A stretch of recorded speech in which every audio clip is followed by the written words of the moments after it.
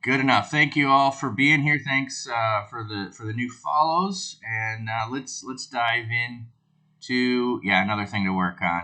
Yeah, I got a few things to work on. I've only been affiliate for 2 days, so sorry. I did get um, some emotes, so I got those at least. So if you want to put some flat caps in the chat, a few of you can do that. So that's good.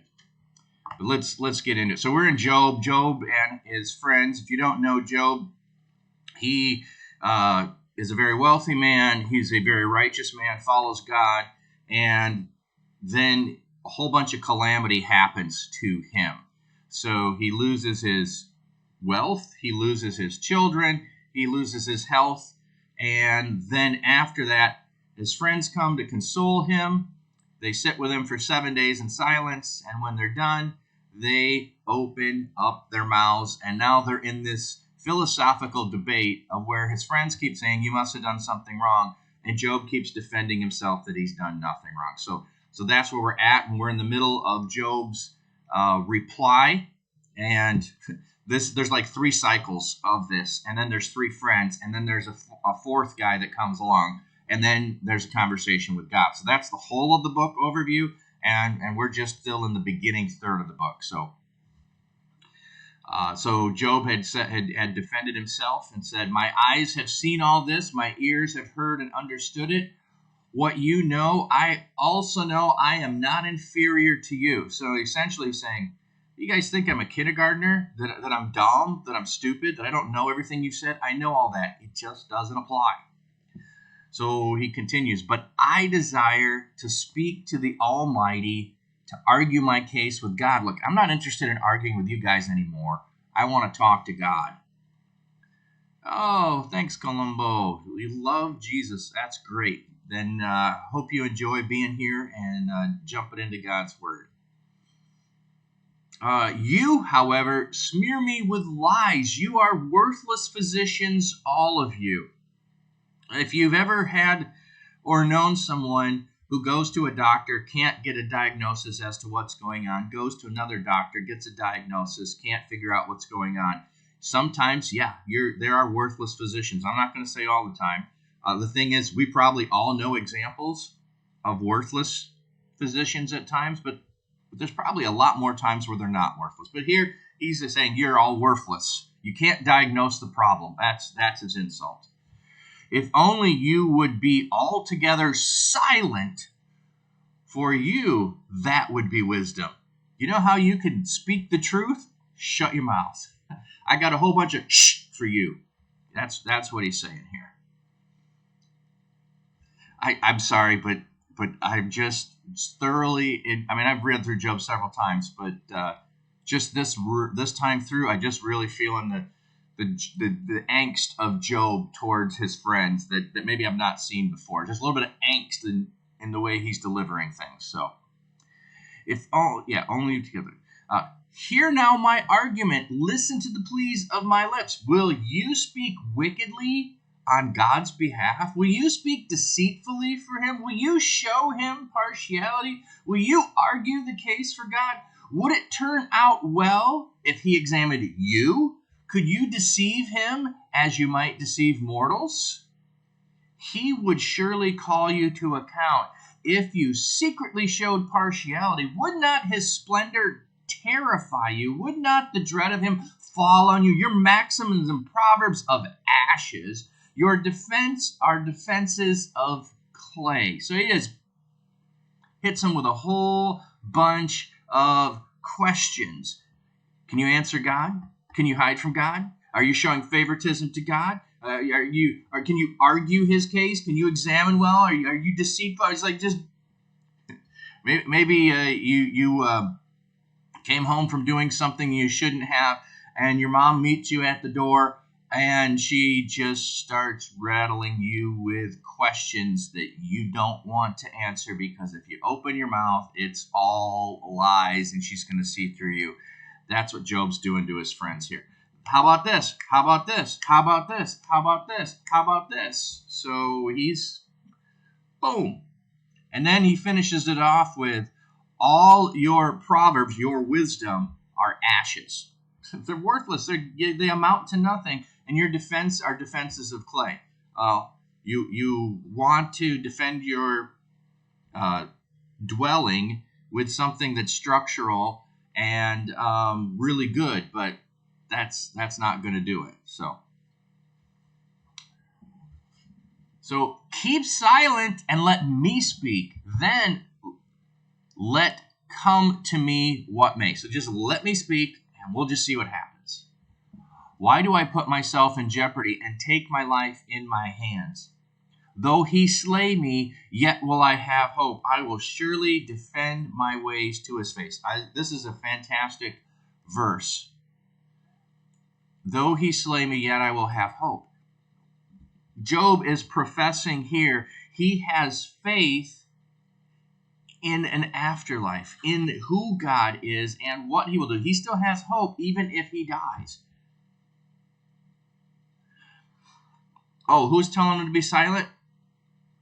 No, Job is telling his friends to keep silent. So keep silent and let me speak. He's telling his friends to shut their mouths because they keep arguing with him that Job has done something wrong. That's why all this calamity has happened. That sin is the only reason that he could ever have this punishment. Only bad things happen to bad people is what they keep arguing. So he's telling his friends to shut up. So this is Job speaking here. So just to clarify that. Hope that clears that up. So, but what he's doing is saying, I want to have a conversation with God, not you guys. So that's what he's asking and saying. I want a conversation with God. I want to talk to him.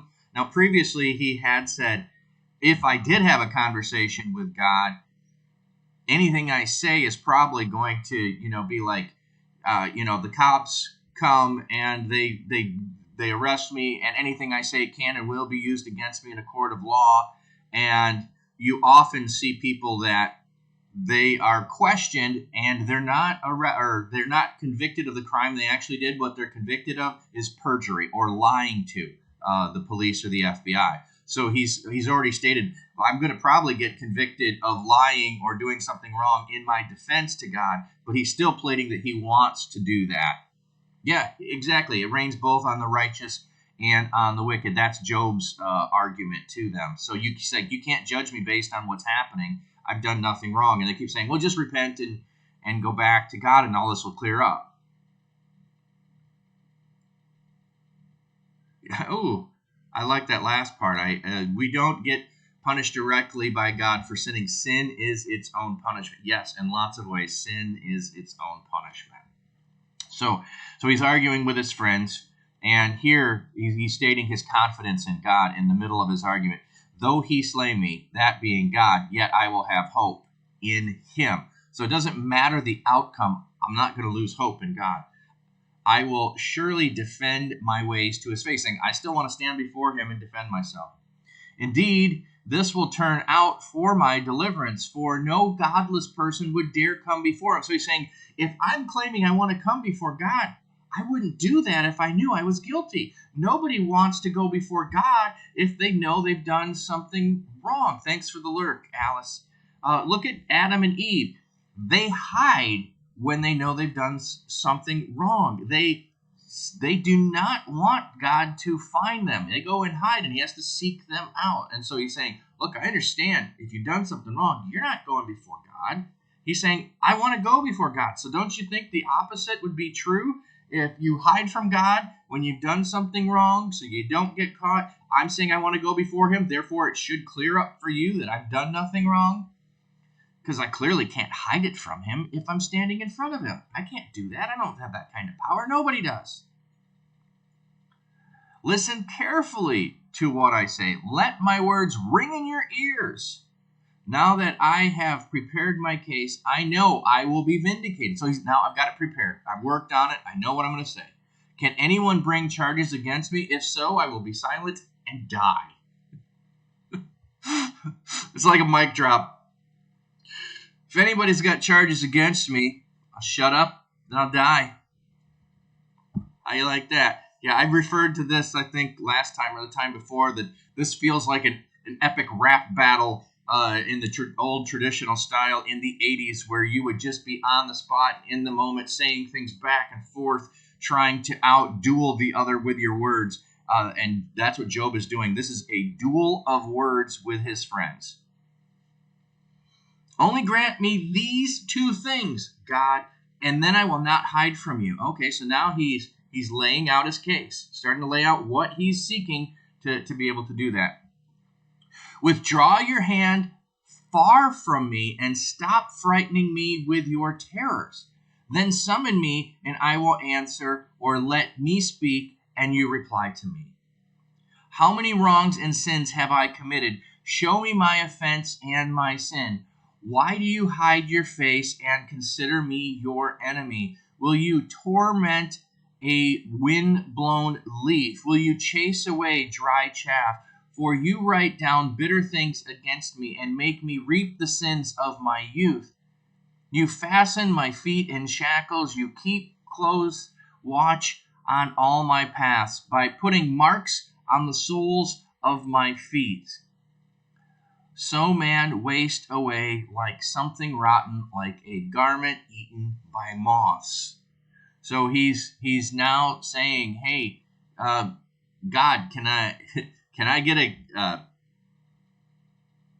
an audience with you to plead my case? And if I've done something wrong, tell me. I can't see it. I can't find it. You're far from me. So he's describing all these things. Now, motive is, I think, very important when you're trying to read through Job. I do not see, and some people do, that Job is pointing the finger at God and accusing him. I think he is asking inquisitively of God. And I think there is a fine line there, perhaps, but it's in the way. How many wrongs and sins have I committed? And he's saying, show me my offense and my sin.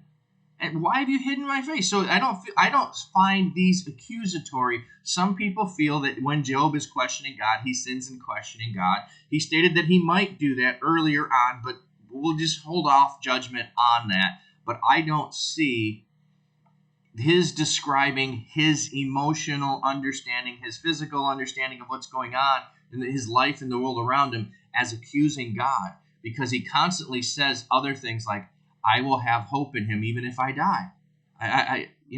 He understands who God is. He's just trying to understand his circumstance. That's what I see. So we'll continue. Mortals born of women are of few days and full of trouble. They spring up like flowers and wither away. Like fleeting shadows, they do not endure. Do you fix your eyes on them? Will you bring them before the judgment? No. Reading ahead there. Who can bring what is pure from the impure? No one. Okay, if you were with us, what a passage were we just reading about pure and impure? I'm trying to remember. Let me go look here. Maybe I can remember if it was... it must have been Romans. We were probably reading about things that were pure or impure, and we had a discussion in regards to what makes something pure and what makes something clean. And so, in essence, and Jesus says this a few times, it wasn't in the section we read, but pure things cannot come from impure, and impure things cannot come, or vice versa. But purity has to do with your ability to come before God, and impurity means you can't come before God. And so blood is one of those things that would make people ritually impure. And so you would need to go through a purification to do things. So washing was one of those purification rituals. And he's saying now, who can bring what is pure from something that's impure? No one. You can't bring something pure from something impure. Just think of a contaminated well. Can you just reach in a contaminated well, whatever the contaminants are, and bring out clean water? No, can't do it. No one can do that. So he's saying, I can't be pure and say I'm pure if I'm impure. Those things can't happen. He's trying to plead his case here. He's also trying to state his understanding of reality. You can't do things that can't be done. A person's days are determined. You have decreed the number of his months. You have set limits he cannot exceed.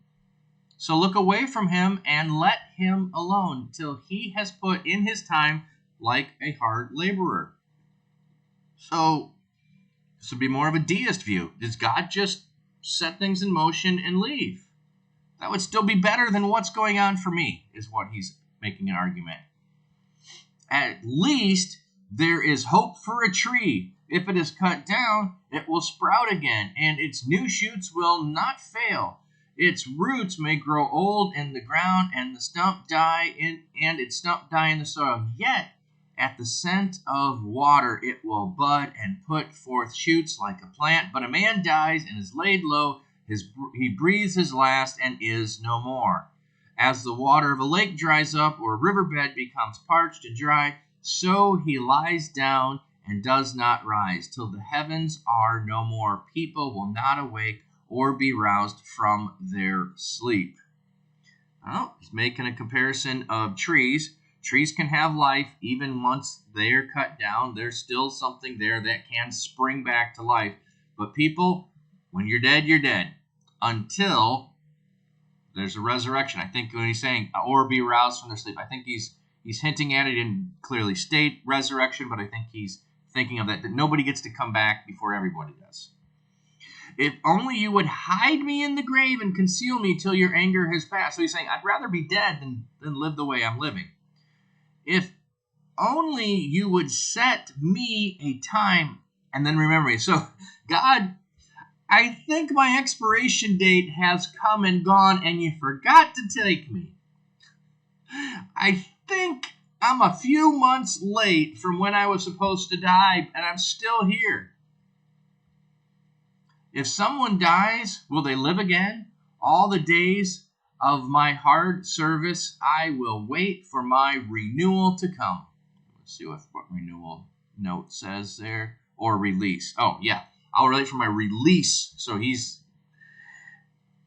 we talked about this previously, and there are times where he is saying and declaring things that we might think would be thoughts of suicide. And I think that they could be. But he also, while acknowledging that, yes, I think I would be better off dead, or he curses the day he was born, he has no plans or intention to do it. He's simply expressing the depth of his anxiety, his depression, his fear, his sorrow, his pain, whatever you want to describe it as. I'm not a professional to be able to diagnose anything. He's expressing it fully, but I don't think there's any thought to do any action towards it because he continues to say he has hope. So he expresses fully the depth of his despair, and it comes out in those which are honest thoughts. I'd be better off if I've never been born. However, when you hear someone say that, take time to spend with them and inquire, do you really mean that? Have you thought about doing something about that? Are you okay? There is a thing around here. Notice, so you notice people say that. Invite yourself into a conversation with them. Shoot, I can't remember what C is. Oh, challenge them to get help and empower and help them find that. So be nice is the phrase that's used around here in schools and other places. So if you do see someone, don't overlook it. I'll say that. Here we see Job doing that, but we see the evidence of hope within that. But if you hear someone saying some of these similar things, spend time to investigate. Are they just fully expressing things in a way to help get it off their chest? Or are they struggling with this and need someone to come alongside them? So I'll just say that. So encouragement there to, if you hear someone, encourage them and engage with them. So you will call and I will answer you. You will long for the creature your hands have made. Surely you will count my steps, but not keep track of my sin. Oh, surely then you will count my steps, but not keep track of my sin. My offenses will be sealed up in a bag. You will cover over my sin. So when he's dead, there's no more. So he's waiting for his release or renewal there. But as a mountain erodes and crumbles, and as rock is moved from its place, as waters wear away stones and torrents wash away the soil, so you destroy a person's hope. Ouch. You overpower them once for all, and they are gone. You change their countenance and send them away. If their children are honored, they do not know it. If their offspring are brought low, they do not see it. They feel but the pain of their own bodies and mourn only for themselves. So he's saying here, this slow chipping away at who he was might have started slow. It then became a raging torrent. It overpowered him. It became so pervasive and so grand that at this point, he can no longer grieve the wealth he's lost. He can no longer grieve the children he's lost. He can only mourn for his own sake, for his own body, for the pain he's feeling. The pain he's feeling on a constant basis is so severe, he can't even focus on mourning for his dead children or mourning the loss of his wealth or anything else. He can only focus on the suffering that he is doing himself. So, wow. I think that's a great way to describe at times when people get into a state of despair, is the focus of what they can focus on becomes narrower, and that thing that they're focusing on becomes larger. Hope that analogy worked for you and makes some sense. So there we go. We've got through 2 more chapters of Job. Job, again, defending himself against his friends, declaring he's done nothing wrong, and at the same time seeking to have an audience with God, saying, hey, look, you guys don't think I've done anything wrong? I want an audience with God. I'll take that audience with God. I know I've done nothing wrong. I can stand before God. Someone who's done all of the wrong that you're accusing me of would never seek that. They would never be able to do that. They wouldn't want it, and that's what I'm looking for. And in the midst of it, he's fully describing the sorrow, the depth of his despair that he's feeling, his hope that he declared earlier. It's like it was here and it is shrinking. My hope is getting smaller and smaller. He's still holding on to hope.